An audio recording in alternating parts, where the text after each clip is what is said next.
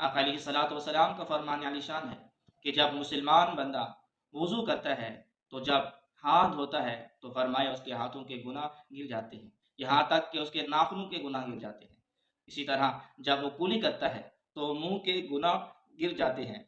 जब नाक में पानी डालता है, नाक साफ करता है तो फरमाया नाक के गुनाह झड़ जाते हैं। और जब चेहरे को धोता है, मुंह को धोता है तो चेहरे के गुनाह निकल जाते हैं, यहाँ तक कि पलकों से गुनाह झड़ जाते हैं।